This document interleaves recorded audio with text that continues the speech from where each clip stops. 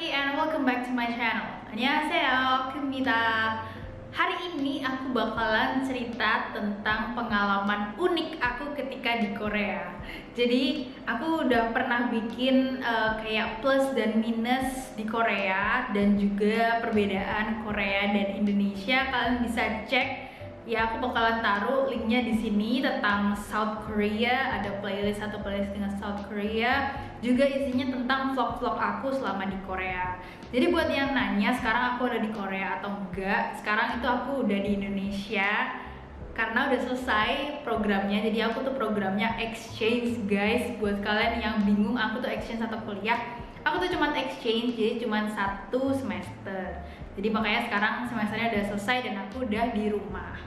Oke, sekarang aku bakalan bahas pengalaman unik ketika di Korea. Hal-hal yang nggak terlupakan, dan juga hal-hal yang kayak di Indonesia itu orang-orang nggak kayak gini tapi mereka kayak gini. Nah, aku bakalan bahas di video kali ini. Jadi kita mulai. Oke, yang pertama aku bakalan bahas highlight dari video ini. Aku taruh di depan supaya kalian gak usah nunggu lama-lama.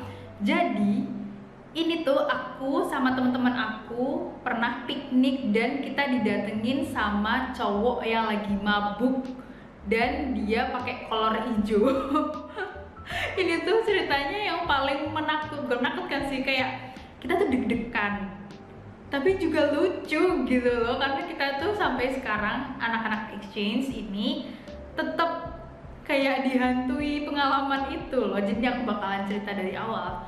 Jadi awalnya kita itu piknik. Jadi di kampus aku itu kan ada lapangan gede ya, dan itu sering banget dibuat piknik sama mahasiswa yang ada di situ. Dan pikniknya itu dimulainya itu malam, guys. Dan orang Korea itu kan emang tidurnya itu lebih malam daripada rata-rata orang Indonesia kan. Tapi mereka juga bangunnya lebih telat daripada rata-rata orang Indonesia, jadi wajar. Dan di sini itu jam 11 kalau nggak salah kita mulai nonton film. Aku sama teman-teman exchangeku yang cewek-cewek ya, kita semua cewek-cewek. Jadi kita gelar tikar, bukan tikar sih sebenarnya, kayak gelar karpet, tapi karpetnya itu kita pakai karpet seadanya. Bahkan kayaknya pokoknya kain apapun lah yang ditemukan di asrama itu dipakai. Dan di sini kita habis nonton film yang cukup mengerikan. Kalau nggak salah kita nonton filmnya Park Shin Ye yang judulnya Call ya. Itu kan filmnya cukup thriller kan. Jadi kita udah selama nonton itu tegang.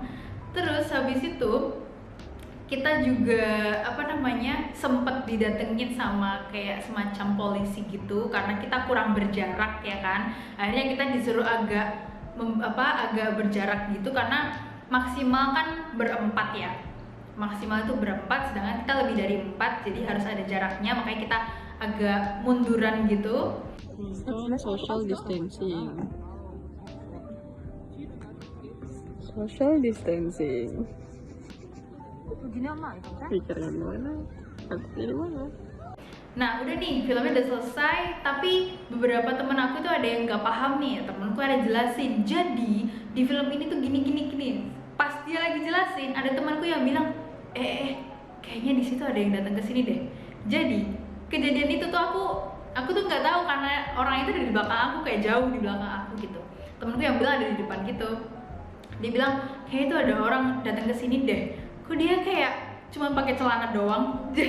Dia tuh beneran cuma pakai celana doang, guys. Cowok ini tuh celana itu bukan celana yang kayak celana pendek gitu ataupun boxer, tapi celana dalam. Dan temenku bilang itu warna hijau. Aku nggak ngeliat sama sekali karena pas temenku bilang ada cowok mabuk yang datang ke kita, itu kayak ya udah kita cepetan pergi gitu sebelum dia membuat kekacauan gitu kan. Itu kayak udah jam 12:30 lebih ya, pokoknya mau jam 1 bener pokoknya 12:30 karena kita jam malamnya asrama itu kan jam 1. Dan itu bener-bener kayak hari-hari terakhir kita di Korea, jadi makanya kita kayak pengen have fun dengan nonton malam-malam. Dan di situ sebenarnya ada banyak orang, tapi mereka itu pada nggak peduli. Mungkin bukan nggak peduli sih, kayak takut juga kalau misal mereka kayak bantuin kita atau gimana, ntar mereka juga kenapa-kenapa.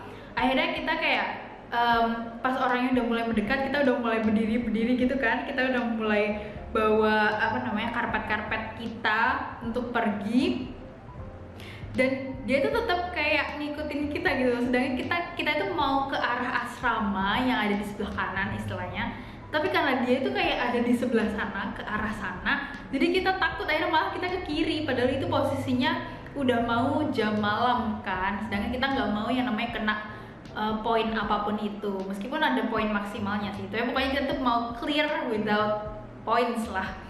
Jadi kita tuh pada kayak nyebar, terus habis itu pada bingung mau ke kanan atau ke kiri, kayak panik sendiri gitu, karena bingung. Awalnya mikir kayak, masa iya dia mabuk, tapi kalau misal dia gak mabuk, masa dia sampai sampai segitunya gitu. Jadi kita tuh bingung banget. Terus aku tuh mau jalan ke depan sini kan, tapi dia tuh lewat di depan aku kayak gini, cuman aku ngeliat kakinya doang, kayak hah, ini orang di depan aku. Terus habis itu pas aku ngeliat ke sana, jadi orang itu kan dia selain pakai cuman celana dalam doang, dia itu pakai tas lempang, dan tas lempangnya itu ada di belakang gitu, kayak nutupin bokongnya gitulah. Tapi kayak jadinya kalau dilihat sekilas kayak dia itu totally telanjang gitu loh, karena nggak kelihatan, maksudnya dia kan pakai celana dalam, tapi celana dalamnya ketutupan sama tas lempangnya, makanya kelihatannya kalau sekilas kayak gini tuh kayak dia telanjang. Jadi kayak ini orang aneh banget gitu. Secara aku sama teman aku ke sebelah kiri, kayak ke arah perpus gitu.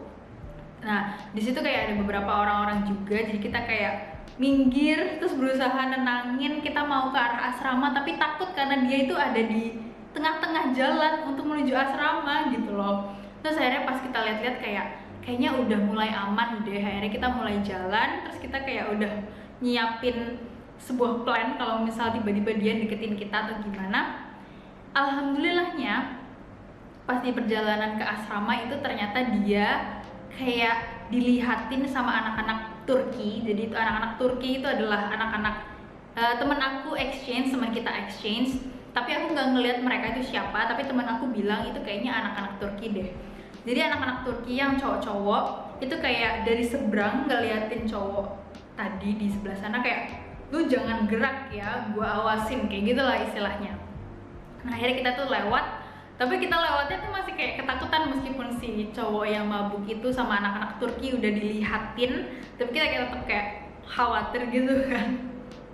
Akhirnya yaudah kita jalan cepat karena itu udah mau jam 1, dan tebak kita masuk ke pintunya itu jam berapa? Jam 1 pas.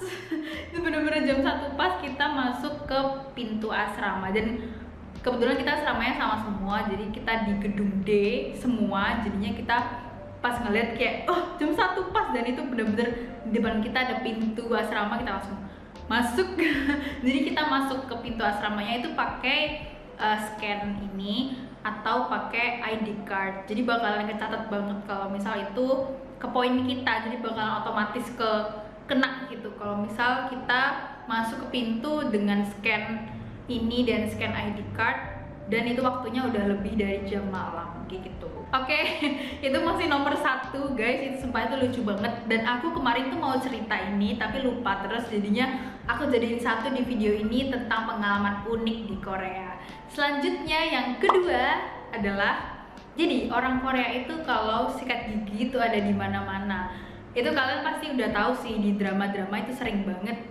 Tapi bakalan aneh kalau misal kalian bisa lihat itu di depan mata kalian. Kalau misal lihat di drama kayak oke lah, dia mungkin sikat gigi di kantor, dia sikat gigi di kafe, dia sikat gigi di misal jalan-jalan kayak gitu, kayak biasa aja kan, karena itu cuma drama gitu. Tapi kenyataannya emang mereka kayak gitu. Jadi aku pernah ke kafe dan ada yang sikat gigi di wastafel kafe, kayak biasa banget gitu.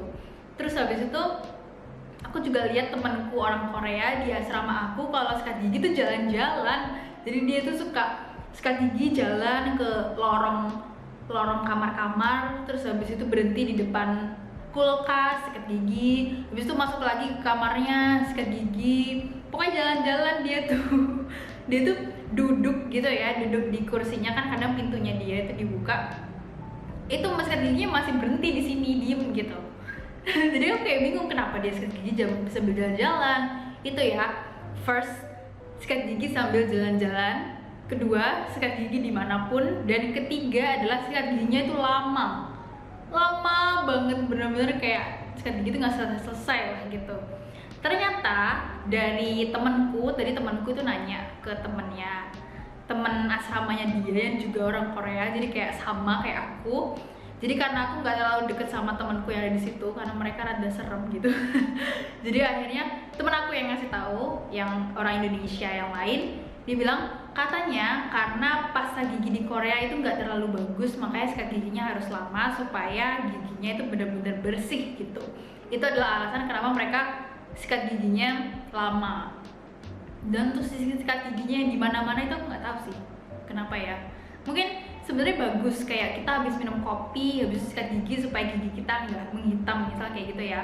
Cuman itu mungkin bukan budayanya orang Indonesia, mungkin itu lebih ke budaya orang Korea. Mungkin orang Indonesia lebih ke kayak oke, sikat gigi di rumah aja, dan itu di tempat yang wajar, misal kayak jadi wastafel di wastafel aja, atau di kamar mandi aja gitu.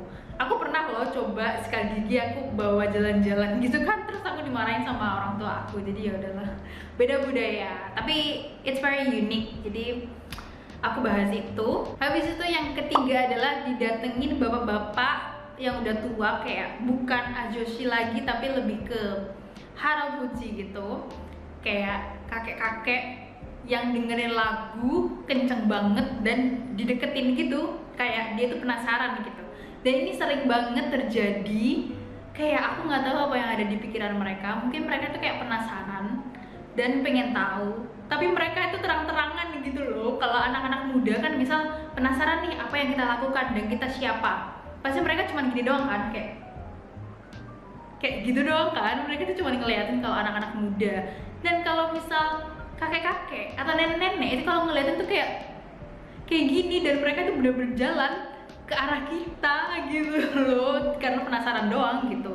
Ada yang bahkan sampai yang bapak-bapak ini yang sering banget aku ceritain adalah bapak-bapaknya itu bawa lagu, jadi dia tuh kayak bawa speaker dengerin lagu, dan dengerin lagunya tuh kenceng banget.